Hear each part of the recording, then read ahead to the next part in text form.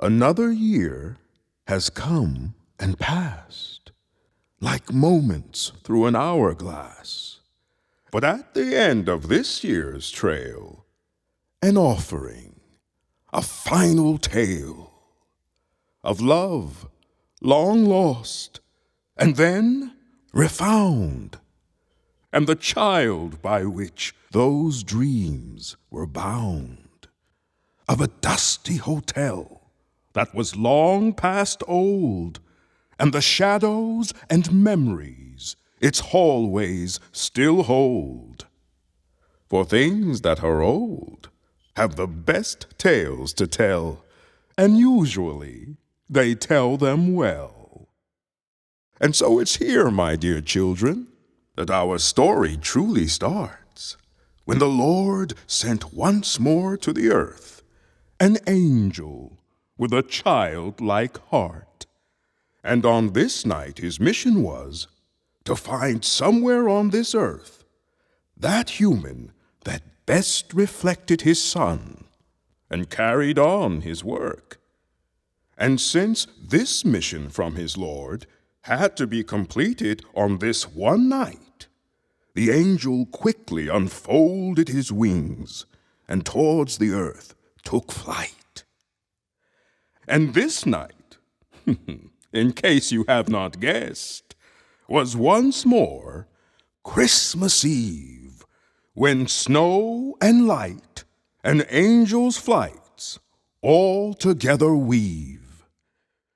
But of the angel's instructions, there was one thing more that would make this journey to the earth harder than all the ones before. For the Lord had also told the angel that he could only use his wings twice this Christmas Eve, once when he descended to the earth, and once more when he would leave. Not unlike ourselves, some think, or at least so I believe. Now this put quite a complication in what the angel had planned, for now he had to choose most carefully exactly where he would land. He needed to find a single place that would represent all mankind. But humans were such a varied lot, such a place would surely be hard to find. A single place where there would be humans of every race and creed, the rich and poor, the thrilled and bored, the failures with those who succeed. But after a few moments, carefully placed in thought, the answer appeared in the angel's mind. That city they called New York. And as he neared that city, where all those souls did dwell, he felt himself being drawn towards an old run-down hotel. For in a city that usually had guards at every single door, this one just had a sign that said, "Vacancies. There is always room for one more." Now, why the angel decided to stop there, he could not quite say the reason, but he thought the sign upon that hotel somehow fit the sentiment of this season. Now, even after all these years, the building was still a work of art. And though some facade had crumbled here and there, most still had their parts. The walls were made of granite, not aluminum or steel, and every pillar and balustrade still had its artist's feel. Every gutter had a gargoyle. Every gargoyle had its wings, for angels can appreciate other flying things. So he landed on a cathedral roof across the street from that hotel and looked down upon the world below where all those souls did dwell. And sitting on that rooftop, with his friend the winter wind, he gazed carefully at the scene below as he slowly took it in.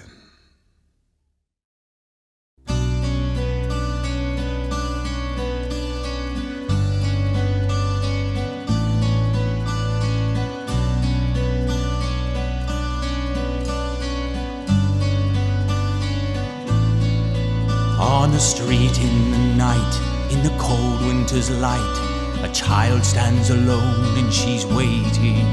And the light that's out there, it just hangs in the air, as if it was just hesitating.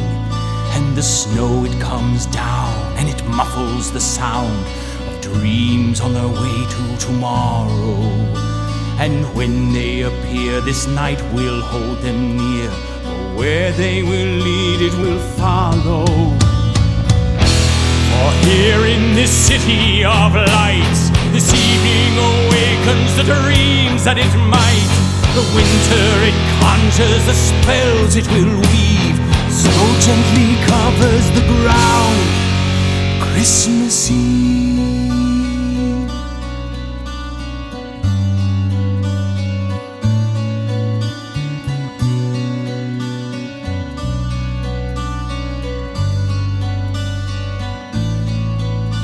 Scene on this night, there's an ancient hotel where shadows they do tend to wander, and the ghosts that live here hold each moment so dear, for time's not a thing one should squander. And they recount their sand as it runs through their hand, and examine each moment for meaning.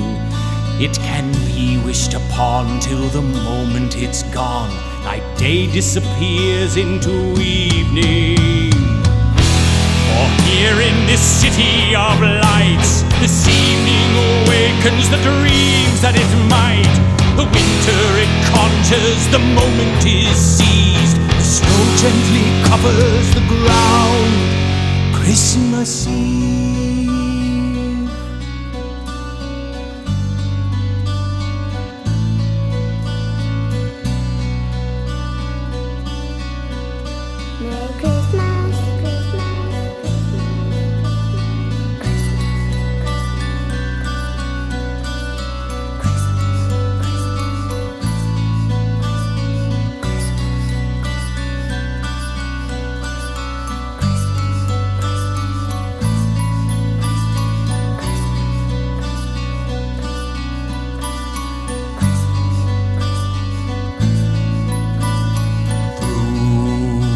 This night, the dream still wanders as it was meant to be.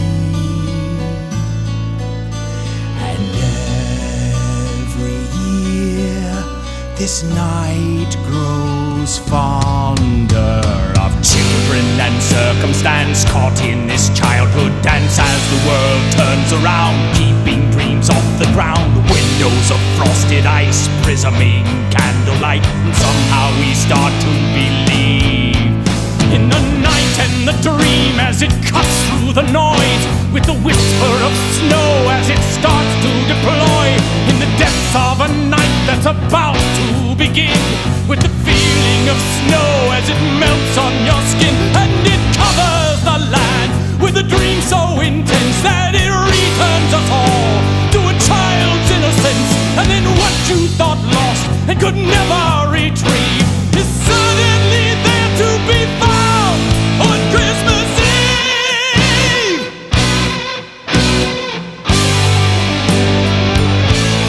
On Christmas Eve.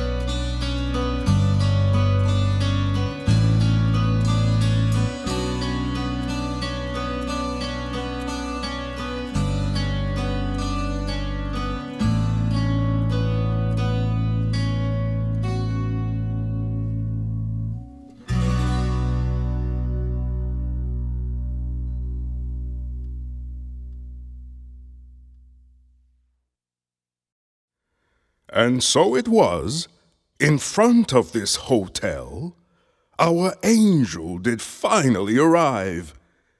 And standing at one corner was a young man who caught the angel's eye. He had a small group of children gathered round him there, who all were quietly listening, which for children is quite rare. He was telling them Christmas tales, and each one brought more children near, for they nestled round him on those steps, so each word they could clearly hear. He then told them a Christmas story about how all men are brothers, and when that story had ended, the children clamored for another. Where does Christmas go when its day is through? Where does Christmas go, they asked, and what does Christmas do?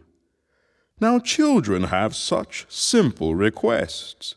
Their wishes are so small that the young man saw no reason why he could not grant them all.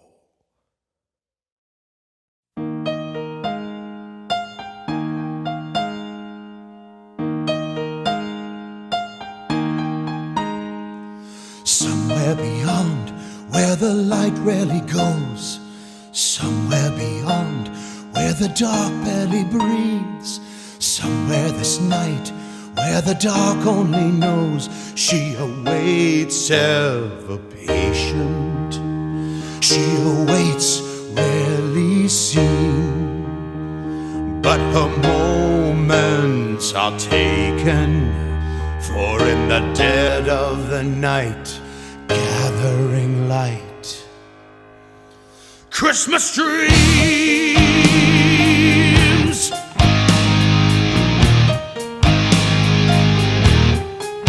I want to wrap all my moments around her. I want to watch as she glitters the night, floats her dreams in the air. People watch, children stare at these tears of captured light, while she awaits ever patient. She awaits rarely seen, still her moments are taken, for in the dead of the night, gathering light, Christmas dreams.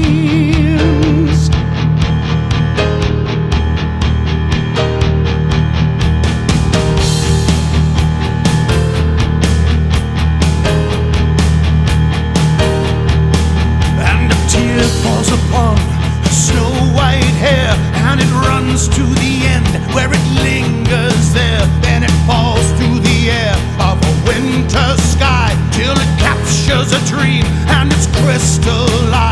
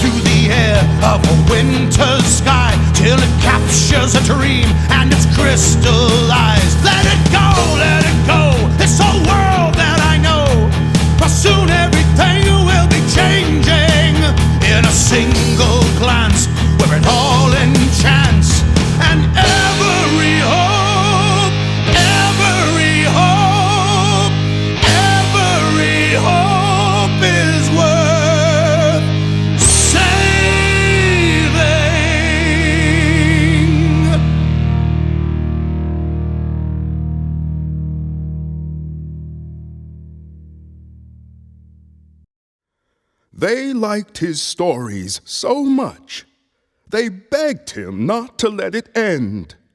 So he told them about the Wizards of Winter, whose winter ball they must all attend. How these wizards decorated their whole world with icicles, frost, and snow, and how with the dreams of this night beneath it, it would all magically start to glow. And the snow seemed to obey the young man's every gesture in the cold December's air. And as for the wizard's imperial ball, well, they were already there.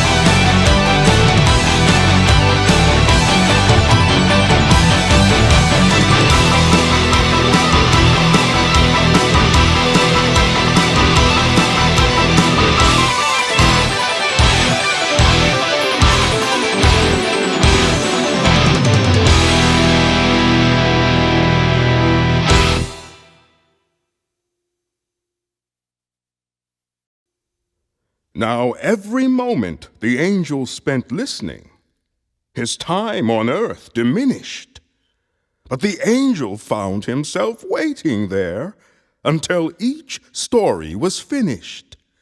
He had only several hours left for the quest he had been assigned. But angels, like small children, have trouble keeping track of time.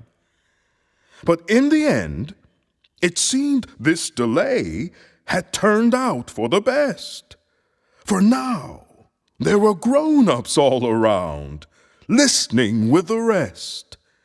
For as they listened to his stories, each one to the very end, those adults remembered their own childhoods and a time when faith was not pretend.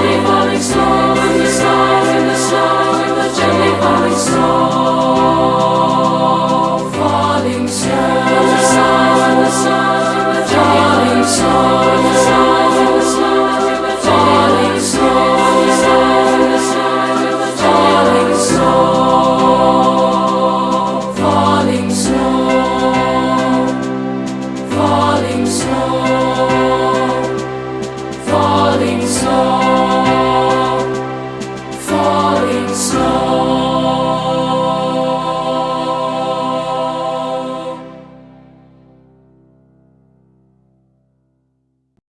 Christmas is how, in every nation, that hope is passed through generations, from old to young, and sometimes I'm told it's actually passed from young to old. Yes, our angel had been quite impressed with this youth that he had found. But then across the street he heard an old familiar sound. It was a multitude of voices from the old cathedral's choir, singing out about this night and the hopes that it inspires. On this night of hope and salvation, one child lies embraced in a dream, where each man, regardless of station, on this night can now be redeemed. Where every man, regardless of his nation, ancestral relations, on this night the past can fly away, and that dream we dream most, that every child is held close. On this night that dream won't be betrayed. All as one, raise your voices, all as one. On this Christmas day, all rejoice. Raise your voices, all rejoice. Anno Domine.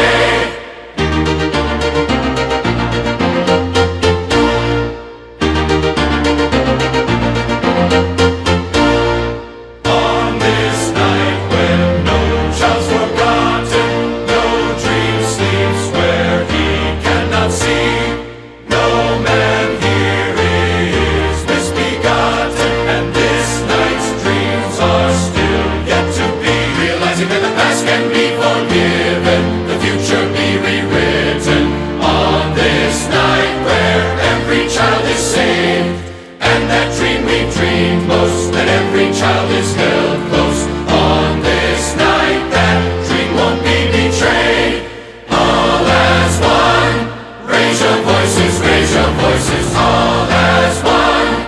On this Christmas day, all rejoice. Raise your voices, all rejoice. Anno Domine.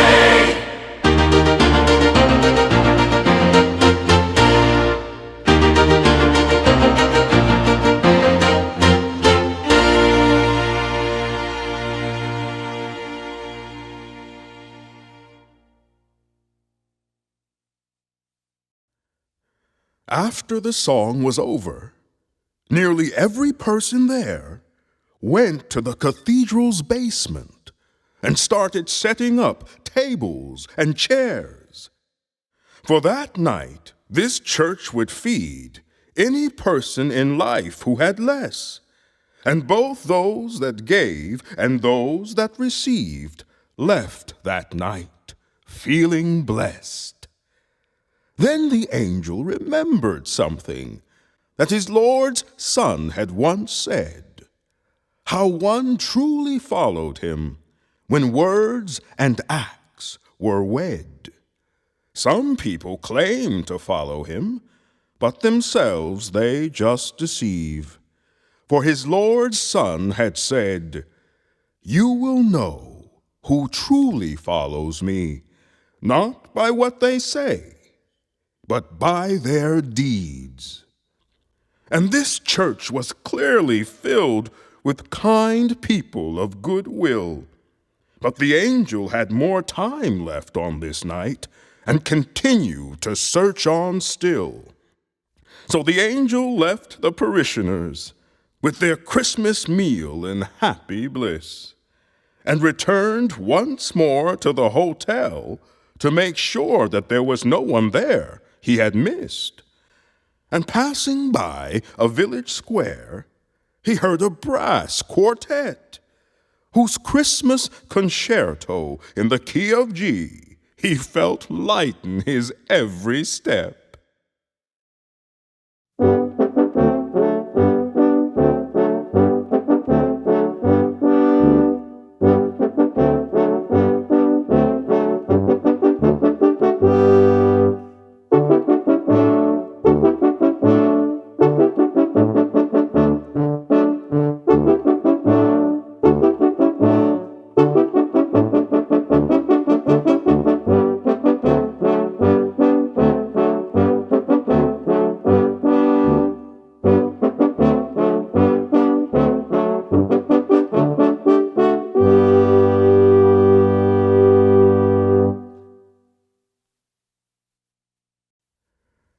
And so back at the hotel, our angel again arrived. But this time he went up the front steps, which of course let him inside. It's one of those things that architects conveniently decide. Now, hotels are quite like people, no two exactly the same. And this one had such a magical past, the angel found himself quite entertained. The foyer still had its elegance that the years could not disguise, and the shadows of Christmas Eves long disappeared, this night still gently glided by. For in this hotel, here side by side, the past and the present dwelled, and the ghosts who lived here not only lived, they honestly lived well. The lobby had a Steinway piano that was steeped in memories, and some said Duke Ellington's fingers still lingered on those keys. There was a grand palace ballroom where princesses had once waltzed, whose beauty and sense of style the newspapers would constantly exalt. The ghosts of Rockefellers and Vanderbilts still met at their Christmas Eve charity ball, raising money, not for themselves, but raising it for all. And the sound of their children laughing still echoed in these halls. Now these spirits, of course, could not be seen by any human eyes, but each one smiled at the angel when they saw him walking by. And these ghosts reminded the angel how every human waiting to be born, and every life that had already left when it was tired out and worn, were connected by those alive right now, which gave the living quite a trust to pass on what was best and good inside of each of us. Now within each guest room he heard many hearts, and behind each heart there was a life, and the angel carefully read them all with the next hour of that night. When he reached the grand palace ballroom, it was behind closed mahogany doors, and when the angel was passing by it, he could hear music begin once more. It seemed that since the room was built, musicians did permanently reside. And then the angel did what we all would do. He went to look inside. And there he found such a majestic orchestra. To please all, it would be enough. But then someone plugged a guitar in, and the volume, it crept up. So with a song inspired by Mozart's famous Queen of the Night, the orchestra added the word winter, and some notes, some fog, some light.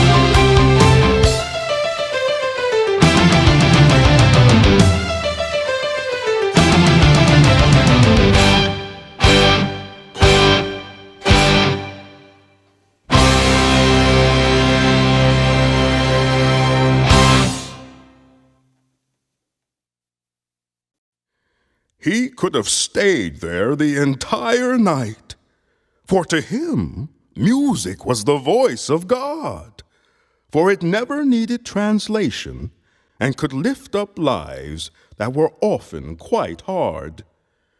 But then he heard a different kind of music from somewhere else close by, and he followed the trail of those new notes till he found himself outside. The notes led him to a blues bar that was right next to the hotel, and the angel watched some lonely people enter it and wondered if this was where all the lonely people did dwell.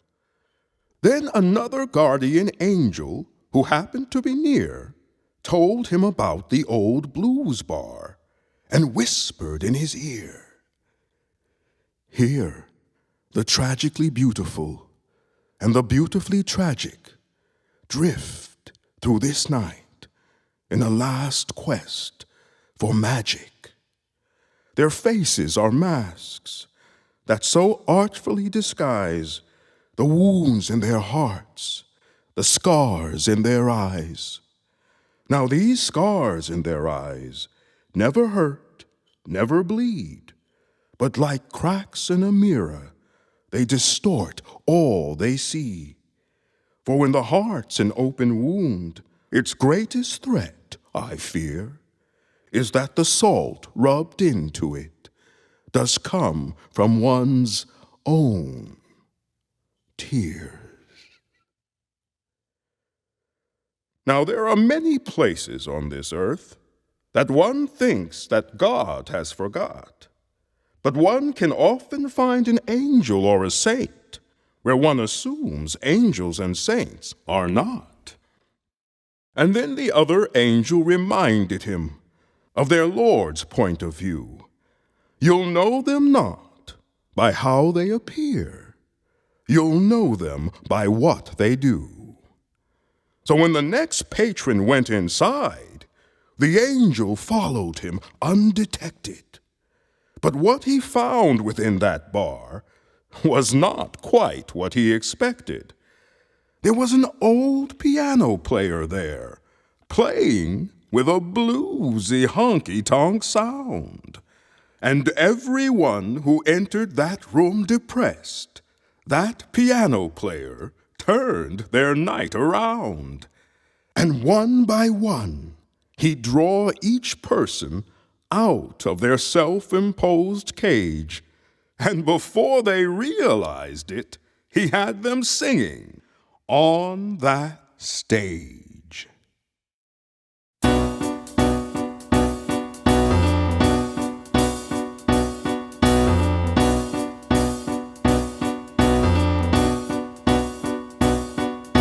Just another night in New York City. Snow comes down, looks real pretty.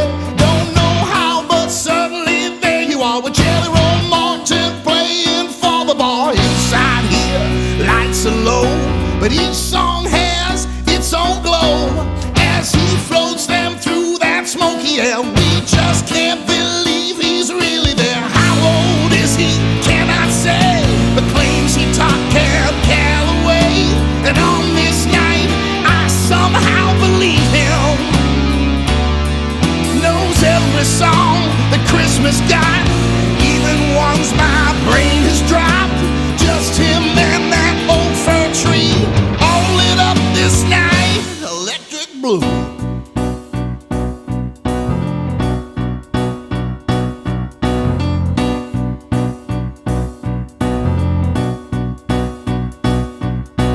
Just another night in New York City. Snow comes down, looks real pretty. Can't believe, but somehow there you are, talking with strangers sitting across the bar. Suddenly, all are laughing. This night's smart, always crafting, building bridges nearly everywhere. Hits a wall, it just builds the stairs. Outside colored lights, they bleed.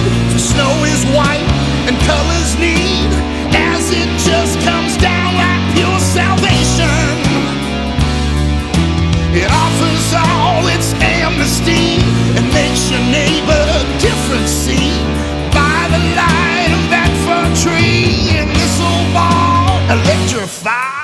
blue.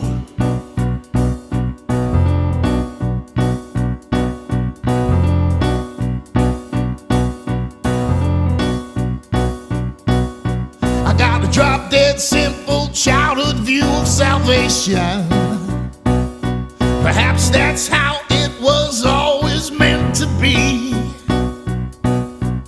And the more I add up all this information, it seems it all comes down in the end to you and me. And you look around till you find a phone, and you call your mom and everyone at home, and the bar looks on and they start to cheer when you talk to folks you haven't seen in years. And the snow comes down and the children play, and they pray to God it never goes away, and the childhood prayer should never be denied, and the night rolls on till it's carolized, carolized, carolized, carolized, carolized. And on this tree the lights are done, but the colors here are down to one. I guess it kind of fits the situation. Ornaments still shining bright, watch them glitter in the night. Just this old fir tree and me, all lit up this night, electric blue.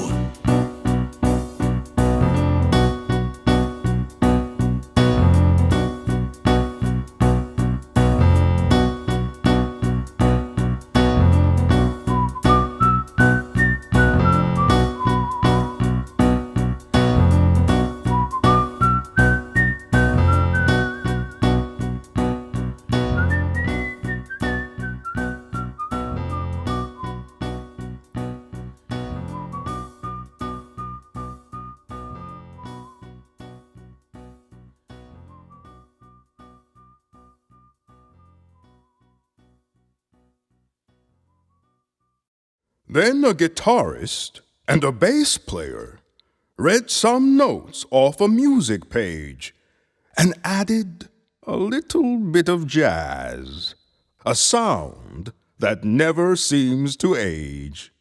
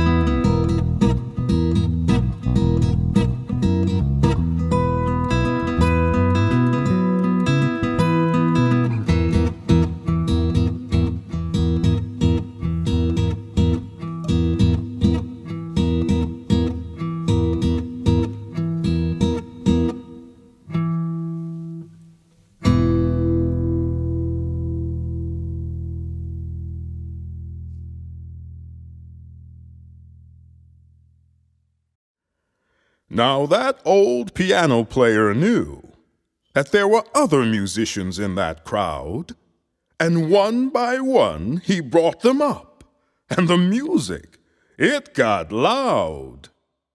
Carousels, understand? Turn it up. Christmas jam.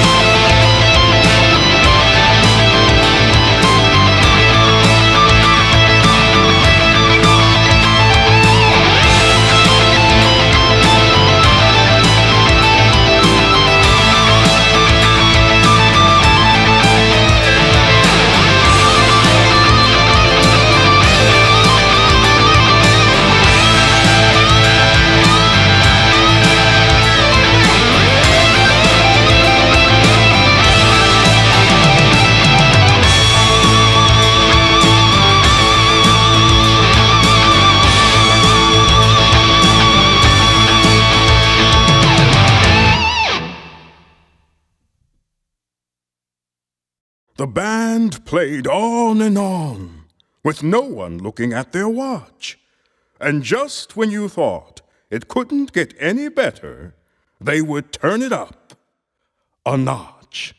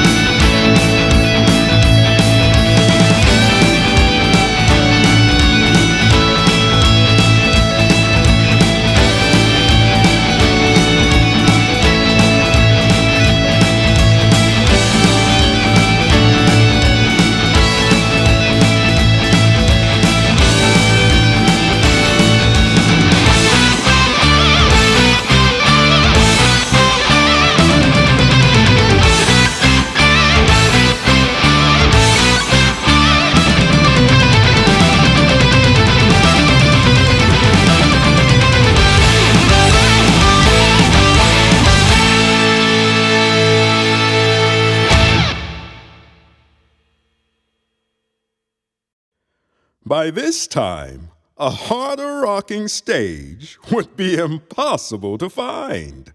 And though no one now was drinking, the owner did not seem to mind.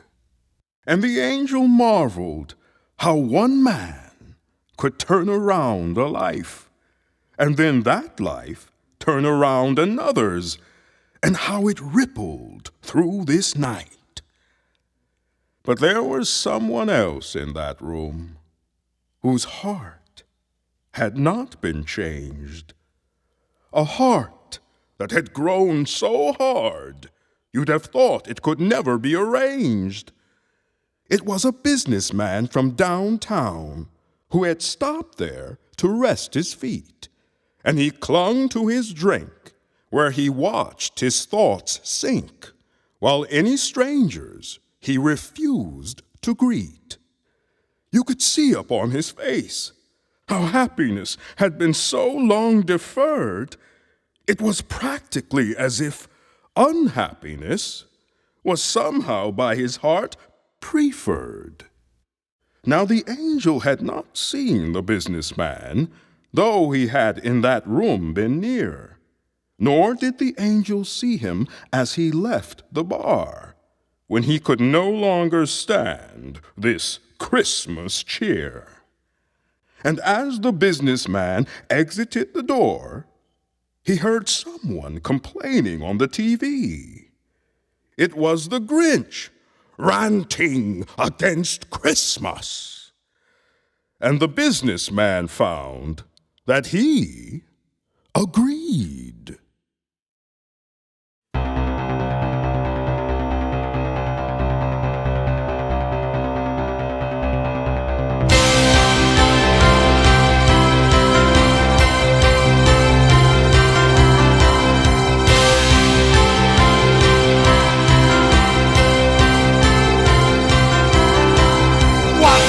Christmas, tinsel, fairy tales, day-old stockings lined up in a row.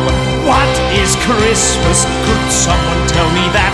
What is Christmas? Surely I don't know. And everywhere these lights, who needs to call a night? Could this whole thing be planned?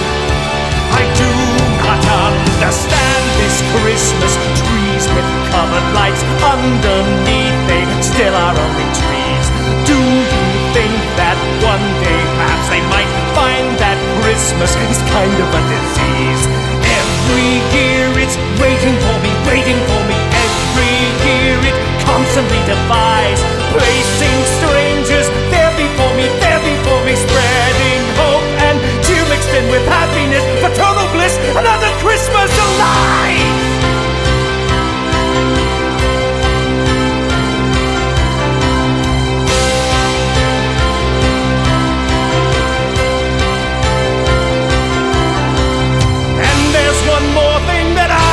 Discovered that I would now like you to know. The reason for Christmas, I now realize, is an excuse to tolerate snow. Snow. I don't even like the sound of it. Anyway, where was I?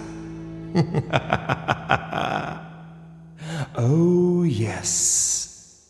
What is Christmas? Candles everywhere, a fire hazard any other day. Children light them, no one seems to care. All for Christmas. Every year it returns here and every year it's waiting for me. Why can Christmas disappear and just pretend it never saw me? Every year I get my hopes up that it will somehow just leave, but every year I wait to find that once again it now is Christmas.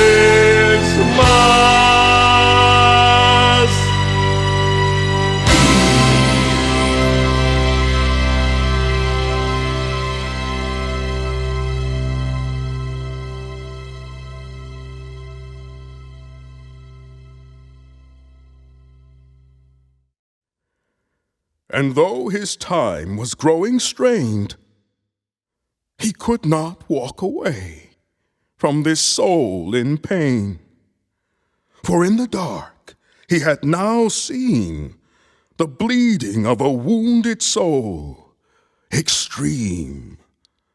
So along the snow-covered sidewalk, the angel did carefully step, for the man's soul was leaving a trail of drops of blood combined with tears that had never been wept.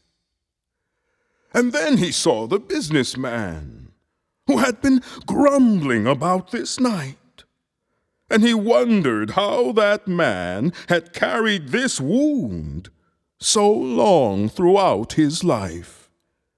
He watched the man walk past the church, where a song seemed to reach out for him. But the man just walked right past it and would not let it in.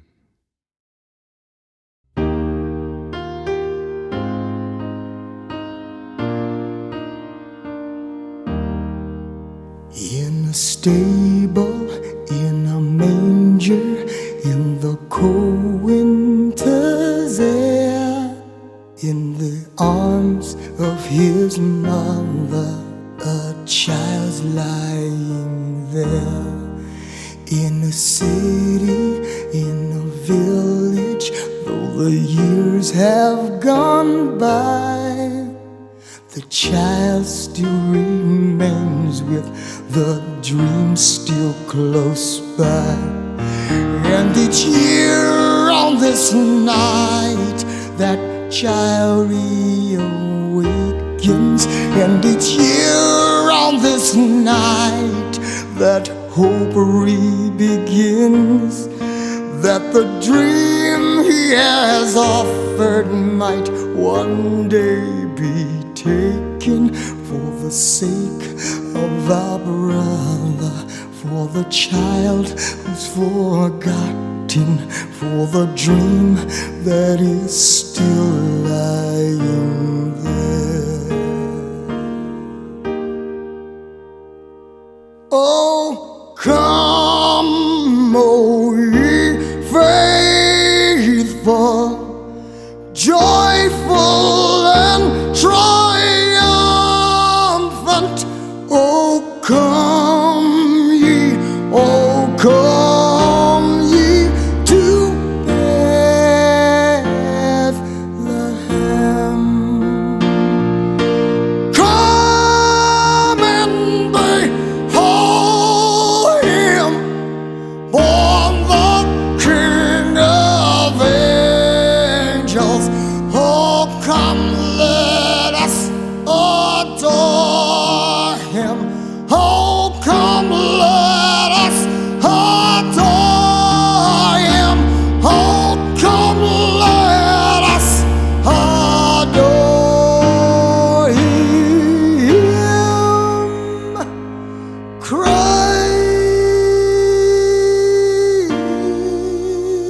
Christ the Lord.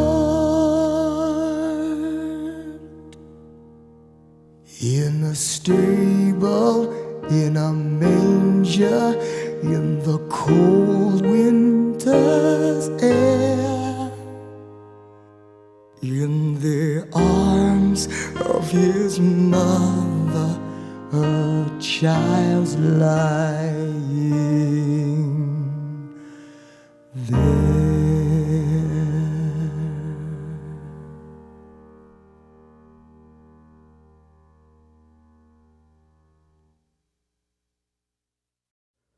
Now why this man's soul was bleeding, the angel had to understand. So invisible, he stood by him and then gently touched his hand, which caused the man to stand there still, despite the winter's cold. And while he stood there in that trance, the angel read his soul. It seemed the man was not always like the man he had become. And that angel wondered how that change had happened and when it had begun. The man had been born to a kind and religious family and raised in the Midwest. And all throughout his childhood, this man clearly had been blessed. He grew up believing, among other things, that man was made in the image of God. He went to school, observed all the rules, while working very hard. He had always tried to help others, excelled at nearly every task, and when he graduated high school, of course, he was the first one in his class. And in his 18th summer, when it was time for him to leave, he had offers from several colleges, all of them Ivy League. And at college, in all his studies, he always received straight A's. And when he tried his hand in theater, he got the lead in the senior play. It appeared to nearly everyone there was no talent that he lacked. And for 3 years on the football team, he was the star quarterback. And there he also met the girl who did become his wife. With her, his world was now complete. He had the perfect life. When they had graduated college, they were wed in a ceremony quite grand. Then they moved to New York. In a dream they seemed caught, where all had been perfectly planned. She decorated their Park Avenue apartment in a 1920s Art Deco style. And 6 months after they had moved in, she told him they would soon be having a child. And after their first ultrasound, he knew they were having a son. Their lives could not have been better, and they had only just begun. Together they arrived early at the hospital upon the delivery date.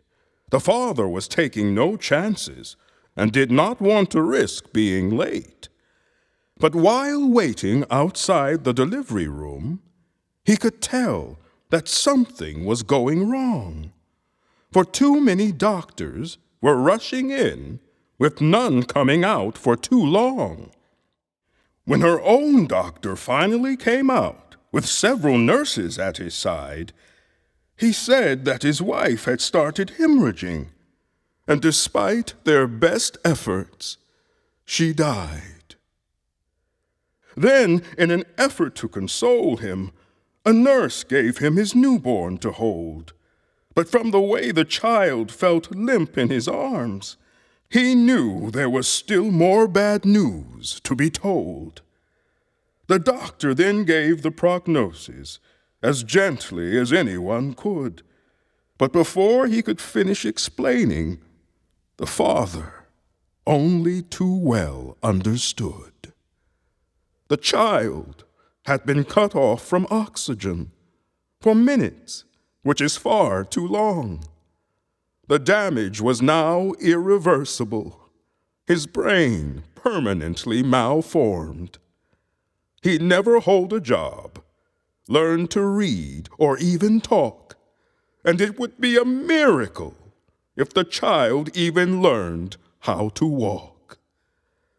And with those words, the father felt his entire world falling apart, and he stumbled for the words to express the tearing inside of his heart. He cried out, "Why did God have to take her while she was still so young? And then, as if to cut him deeper, leave this thing here as his son? Please, explain to me God's wisdom. How could he decide to take from me my precious wife while leaving this alive? There is no reason for this life. Why does he even exist? And if he had never been born at all, there is no way he'd have ever been missed.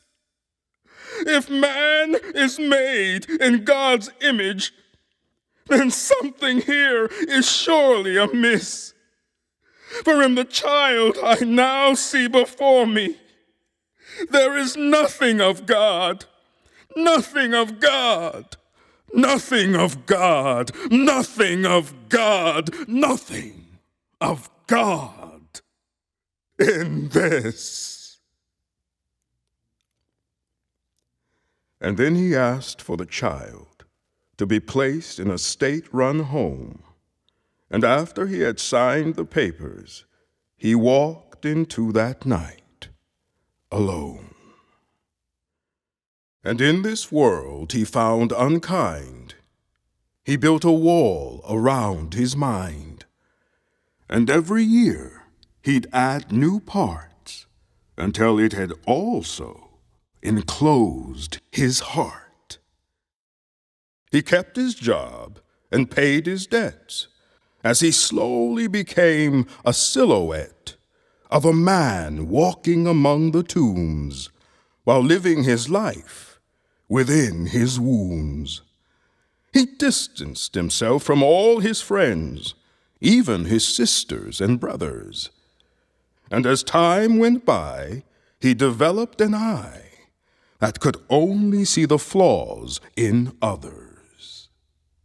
With this final glimpse, the angel stepped away, and the man shook himself out of his trance, then continued his walk back towards his home, and few would have given his soul half a chance. And the angel himself felt helpless as he watched the old man there. So he did what even humans do, and he quickly said a prayer. And as the prayer flew to his Lord, the angel did decide to carefully follow the old man and stay closely by his side.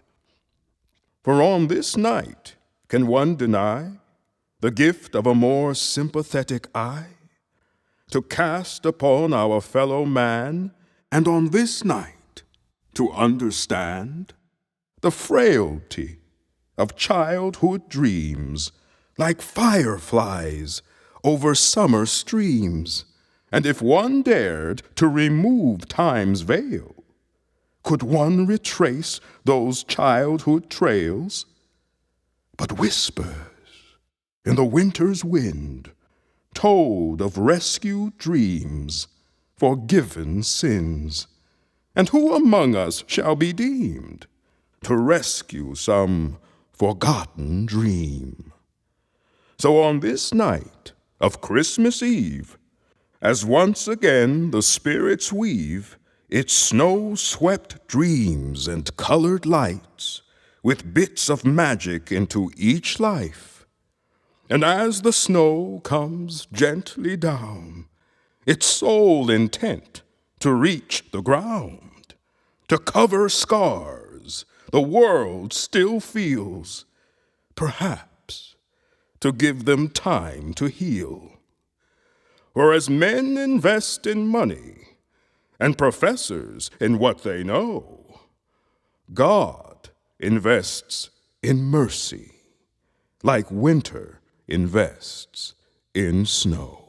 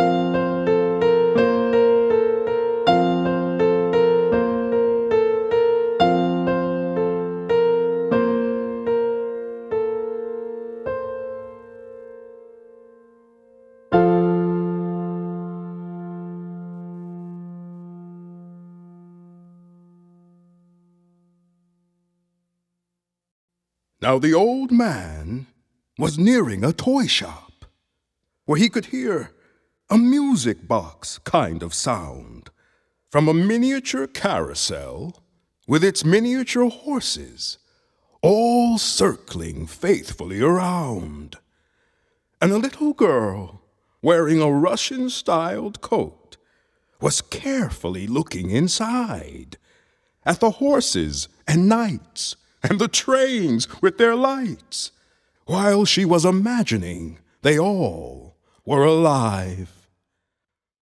For at this time a child will dare to see what is perhaps not there, or at least not there to adult eyes who have forgotten how to fantasize.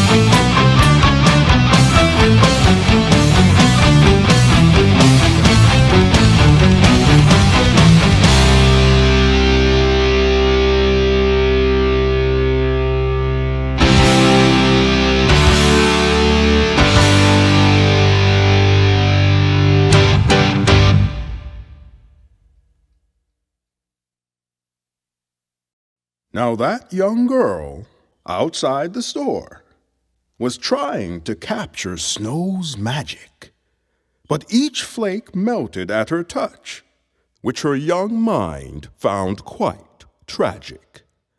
And while chasing an elusive snowflake that was determined to reach the ground, She bumped into the businessman passing by and nearly knocked him down. And thinking she was in trouble, the child quickly apologized. But the man was not accepting it. She could see it in his eyes. She explained she had been looking in the toy shop, that tomorrow would be Christmas Day. But the man muttered words she could not understand, so she searched for something else she could say.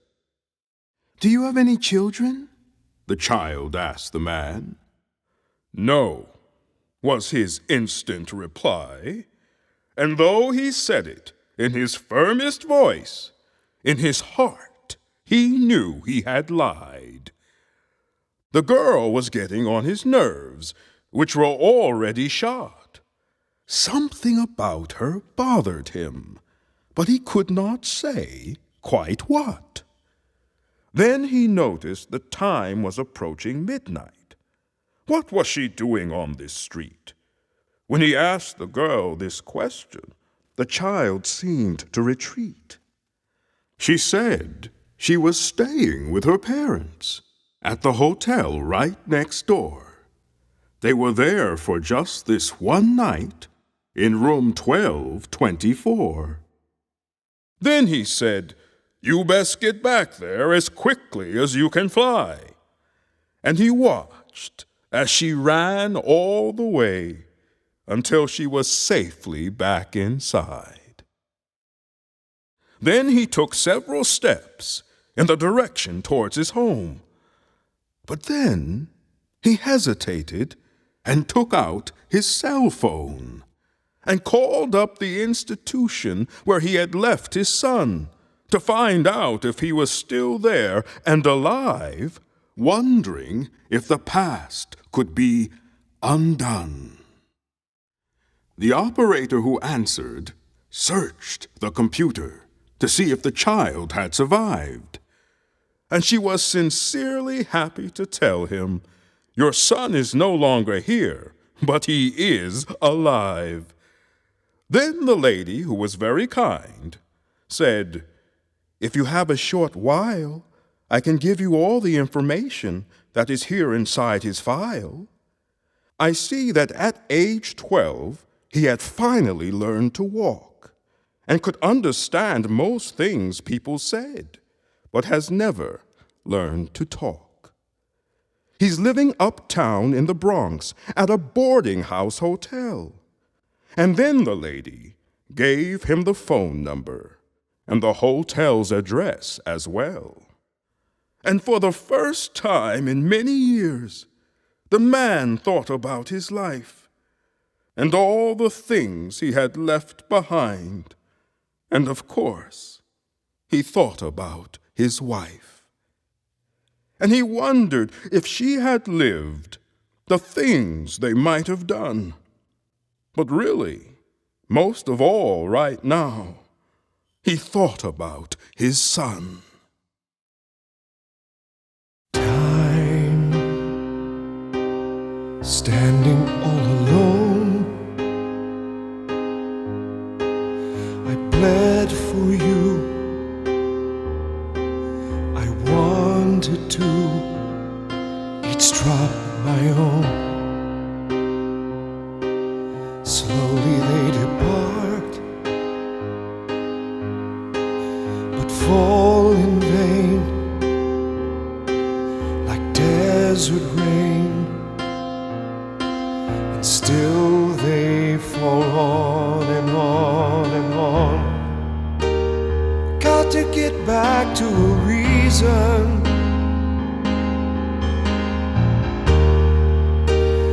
Got to get back to a reason I once knew. And this late in the seasons, one by one distractions fade from view.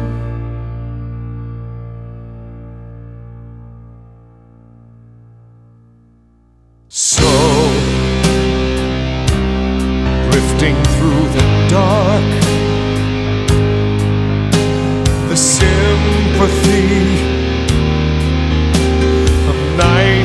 see inside my heart? Is your life the same? Do ghosts cry tears? Do they feel years? As time just goes on and on and on. Got to get back to a reason.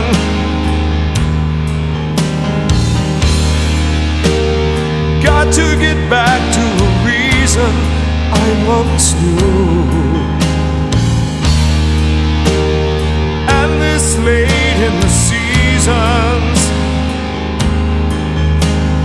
one by one distractions fade from view.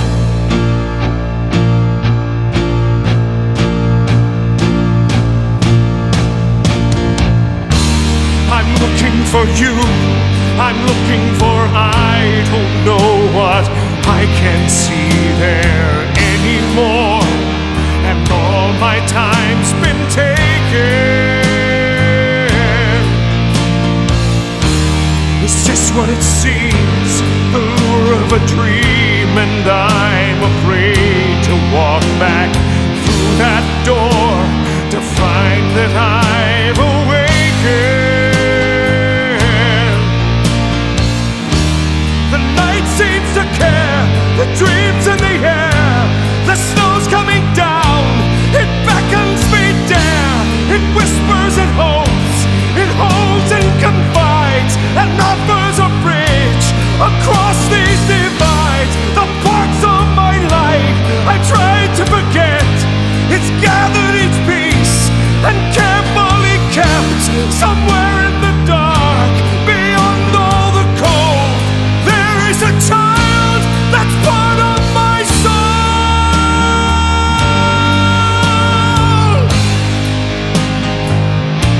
that's part of my soul.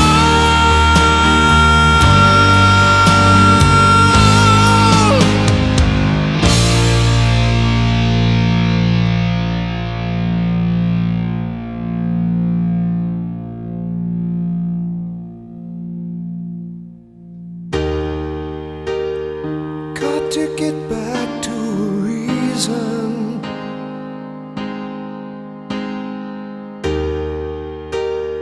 Got to get back to a reason I once knew. And this late in the seasons, one by one distractions fade from view. The only reason I have left is you.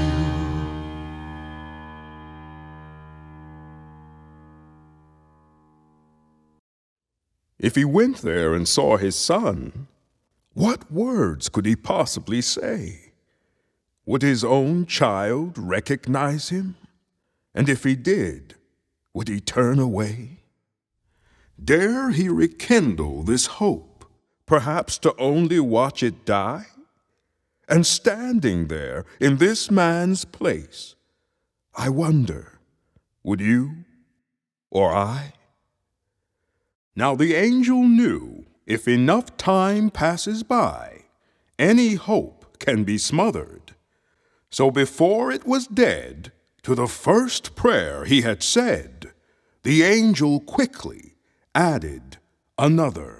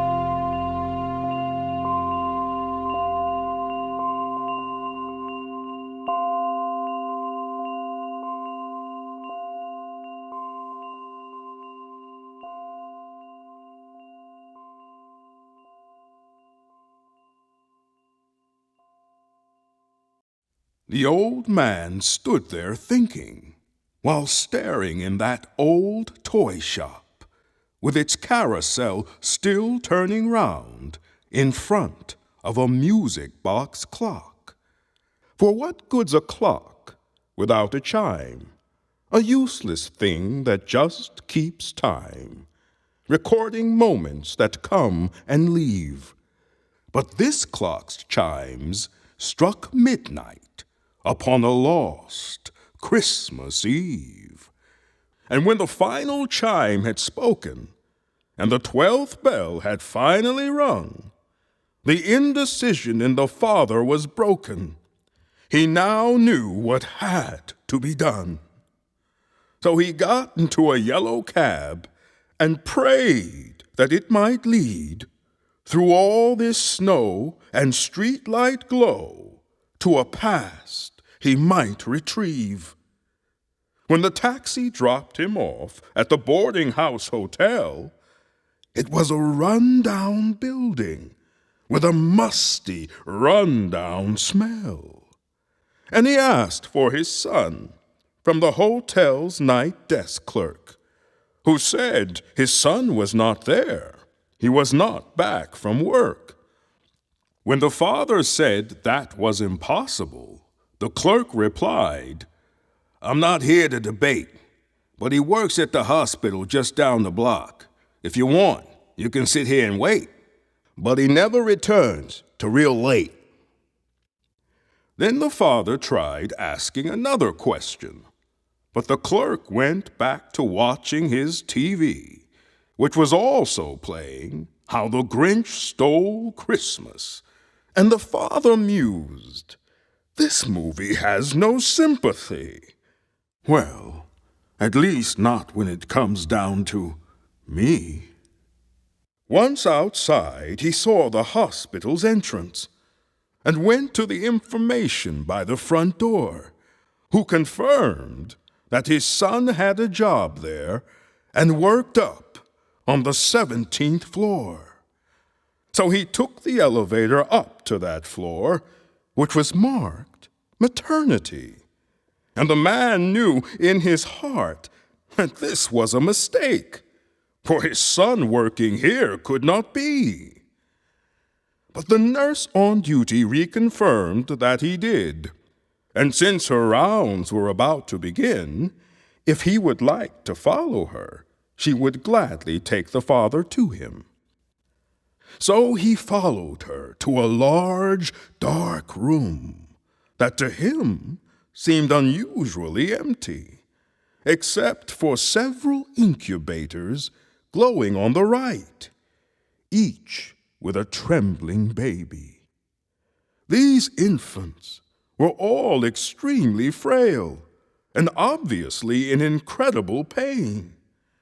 And this sight cut deep into that father's soul, and he asked the nurse, please, to explain. These children were born to mothers who were addicted to crack cocaine. And these children are born in complete withdrawal, for that drug is still deep in their veins.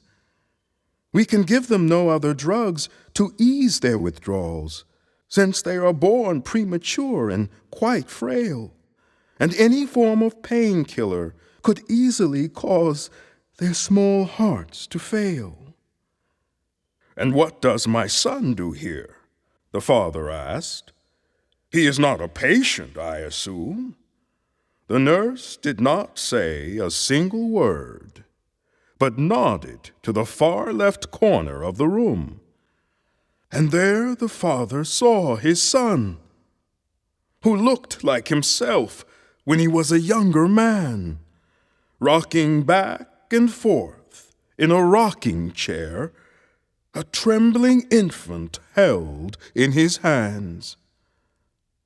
And in his arms the child did not cry, but slept to silent lullabies. And his son rocked that newborn back and forth until finally a dream was caught. But still at his rocking his son faithfully kept till that poor child's trembling had also finally left. Then the nurse whispered softly into the father's ear something that a blind man could see, but the father needed to hear. Whispered to him in this room, filled with mankind's misbegotten, something that the father had known once, but somehow had forgotten. She said, "It is this way with each of us. We all need to be held, at least twice.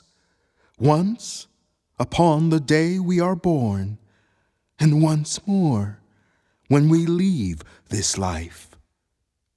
Your son has been coming to this place since as long as I've been working here. He's never missed a single day in nearly 20 years. He always arrives promptly on time, but a time card he does not keep, for he never leaves this maternity room until every last child is asleep." Then the nurse noticed the father trying to choke back the things he now felt. So mentioning she had to continue her rounds, she quietly excused herself.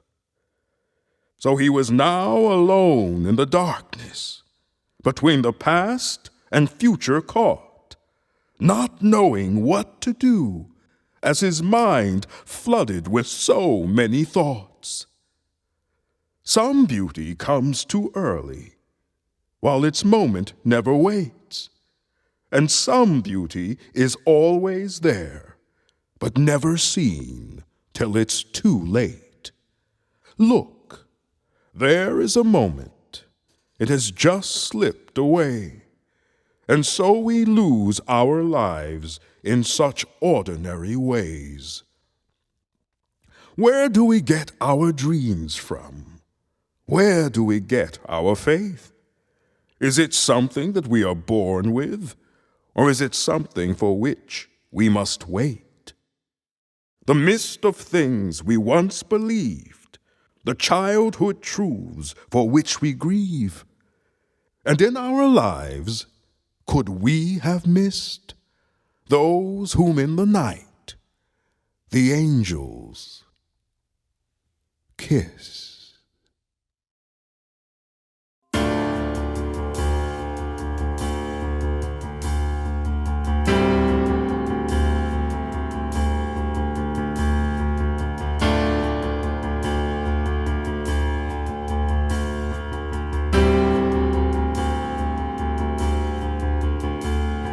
Child is this who laid to rest that I now find here sleeping? Do angels keep the dreams we seek? While our hearts lie bleeding,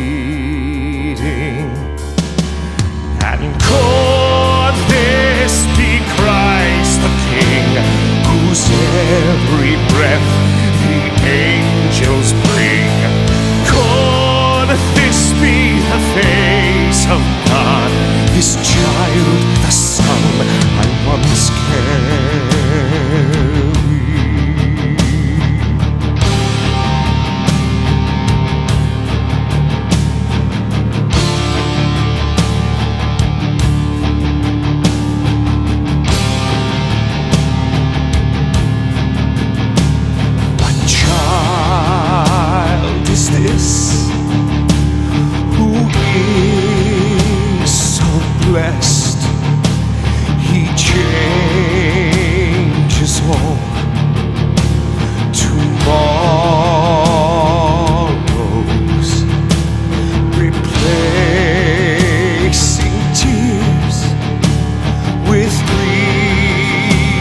unborn years in hearts once dark and hollow. And could this be Christ the King, whose every breath the angels bring? Could this be the face of God, this child, the son I once carried?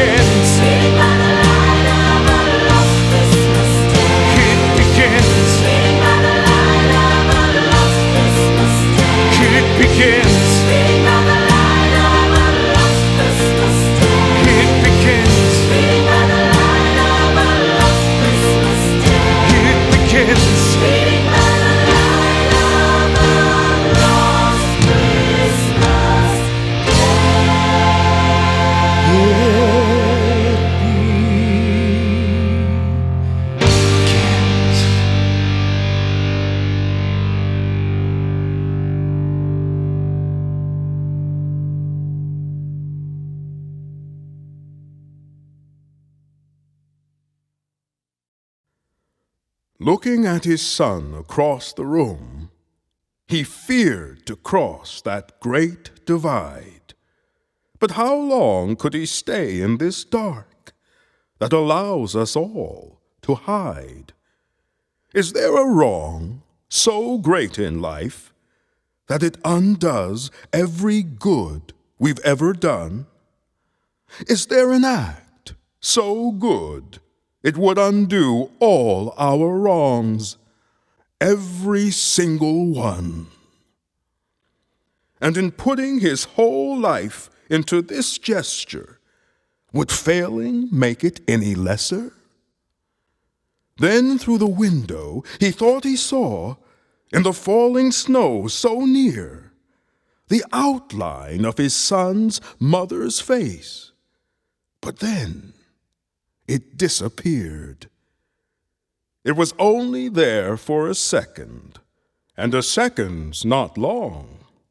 But yet, it was enough to cause that man to take that very first step. And that step was followed by another in that room lit so dim. And before he realized how far he had gone, his son was directly in front of him. Then the father noticed on the windowsill an old photo that long ago he had seen.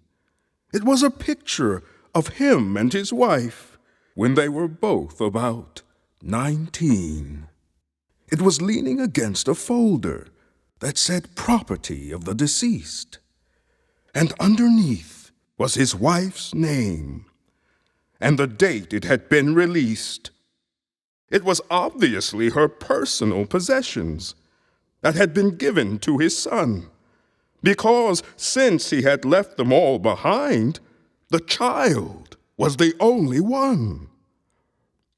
His son must have always kept it with him, for the folder was weathered and torn, and he must have gazed at that picture countless times, for it was also all tattered and worn. Then his son noticed him standing there, and from his task looked up, and then looked at the picture beside him, and that one look was enough. He recognized it was his father that was now standing there, and gave him a smile of pure love and forgiveness, and of the past he did not care. He did not care where he had been, the whys, the wheres, the hows. He only cared that his father was there, standing by him now. Then the father turned and walked across the room, which by now had lost its distance, and went to the nearest incubator and picked up a trembling infant. And with the child within his arms, he returned to his son. And all the pain within his soul at that moment was undone. And he sat in the rocking chair beside him with the life he had retrieved, and side by side together they rocked all through that lost Christmas Eve.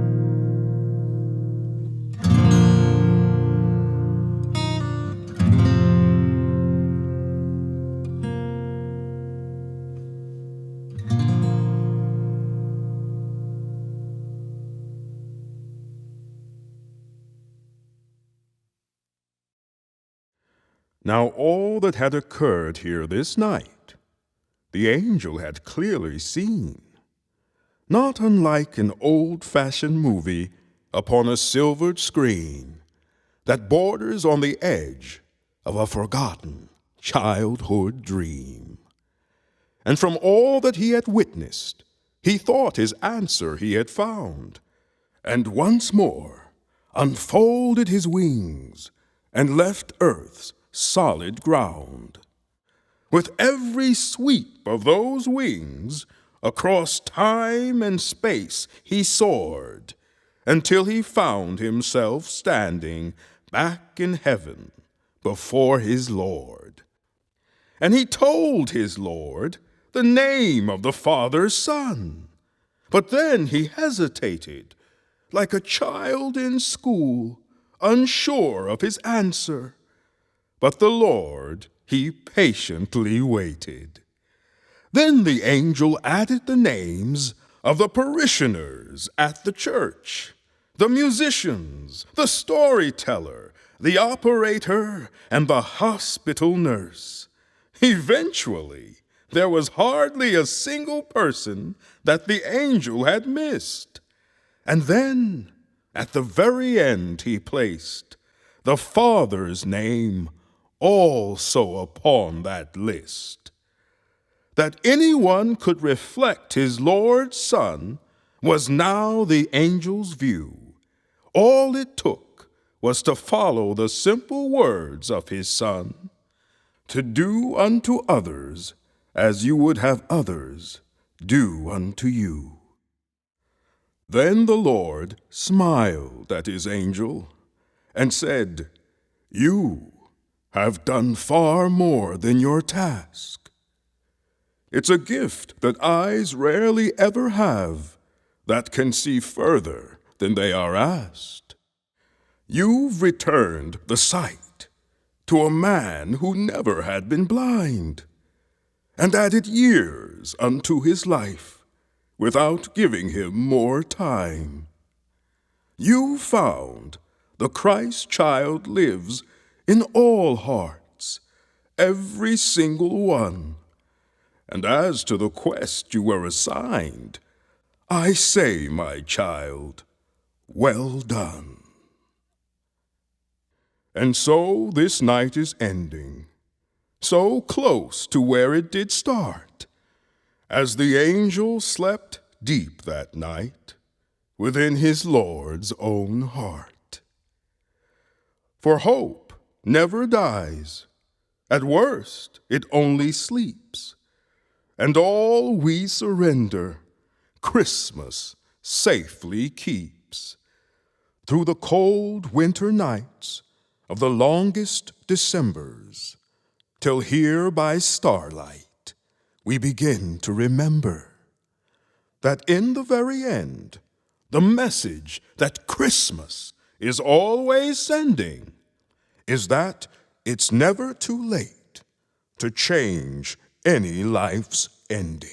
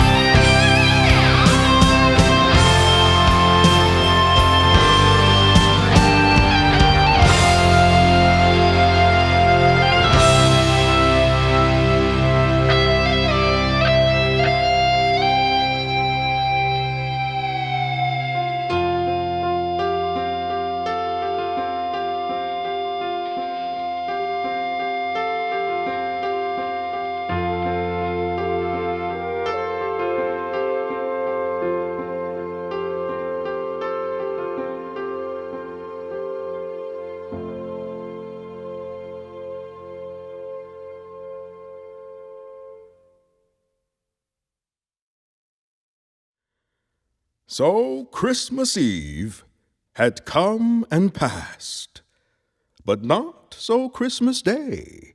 And thus it is we add a final act unto our yearly play. A taxicab pulled up to the Grand Hotel that morning somewhere around 8. And the father with his son got out and asked the driver to please wait. Then the father asked the clerk if he could speak to the couple in room 1224, adding he did not know the couple's name, but had met their child the night before. The clerk answered most politely that he would like to fulfill his wish, but the room 1224 in this hotel did not exist. The father then described the little girl, her age and dress as well, but the clerk said there had been no children there at all that week. Was he sure he had the right hotel? So the father started wondering if in the cold winter's air he had somehow imagined the entire event. But then he realized he didn't care. The only thing that mattered when all was said and done was that he was reunited with his one and only son. And when they got back into their cab, he heard a ripping sound as the contents of his wife's folder spilled out onto the ground. As he rushed to pick it all up, he grabbed the picture first of him and his wife at the age 19, long before she had given birth. And on the back he saw a poem he had written to her years before they had wed, when they were young, their lives just begun. And here is what it said. If a single tear fell from your eyes into the ocean, and then washed up on some far and distant shore, I would still recognize that teardrop, for in the end, that tear would still be yours. And then he saw another picture that he had never seen before, of a little girl in a Russian-styled coat, standing with her parents in front of their store. The little girl he saw there, he now knew was a childhood picture of his wife. But it was also a picture of the little girl he had just met on the previous night. He realized that those who love, death cannot divide. It only provides an extra soul to watch over us from the other side. And together they returned back to the father's home and shared the best Christmas that either of them had ever known. And somewhere across eternity, which in distance cannot be measured, the mother looked down upon them both, and their happiness she treasured. And later on, late that night, when her son was drifting off to sleep, a tear once more rolled from her eyes and trailed across her cheek.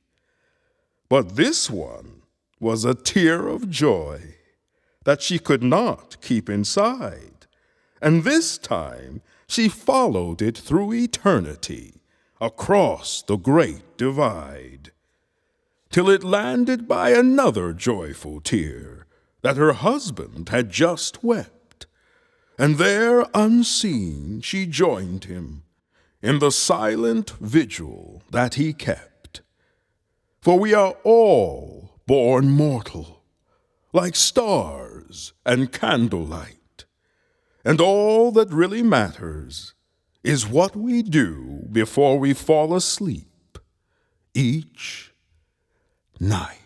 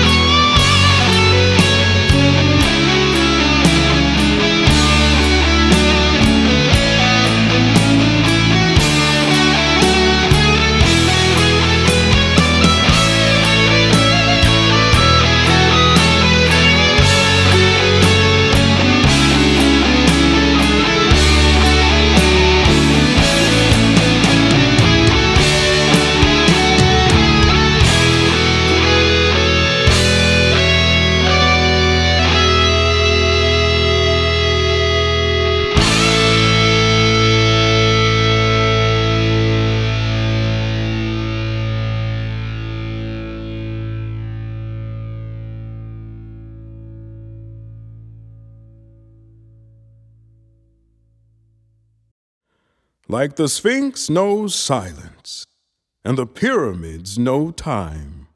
Like Sisyphus knew regret as he thought about his crime. As Julius knew betrayal, as Judas knew the kiss. And David with his nervous hand knew when not to miss. And Helen in her blindness knew better how to touch. And Lincoln in his wisdom knew the angels in each of us. Like the Delphi knew tomorrow, like crocodiles know the Nile, like Michelangelo knew stone, a mother knows her baby's smile.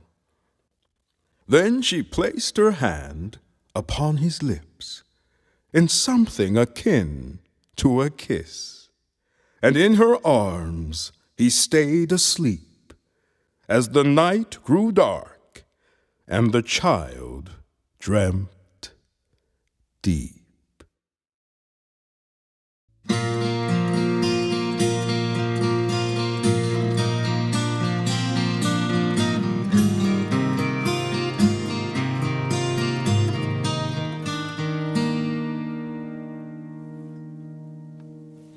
Dream, child, as childhood wants to do. Dream all this night will allow.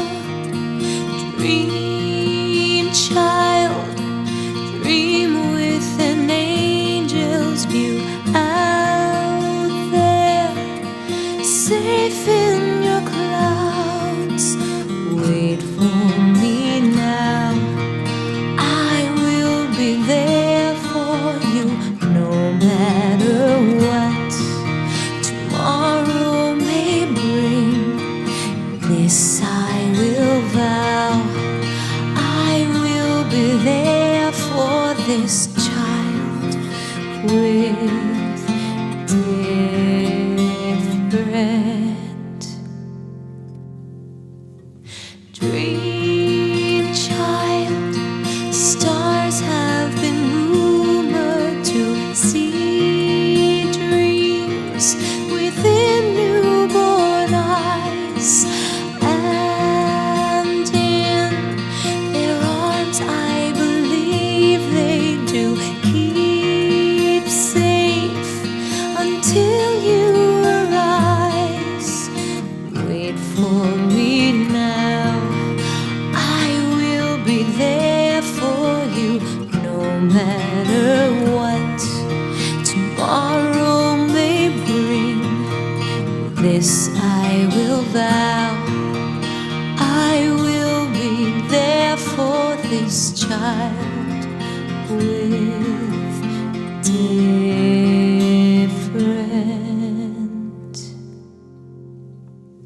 wings.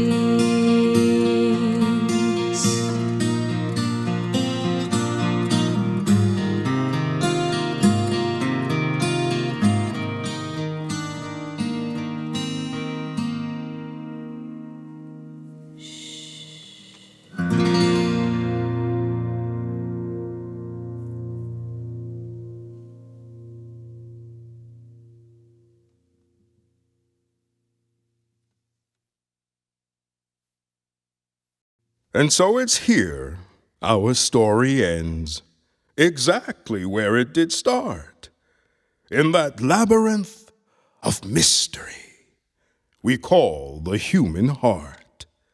For they say that without it, no one can truly live. But it also has been rumored that without it, we cannot forgive.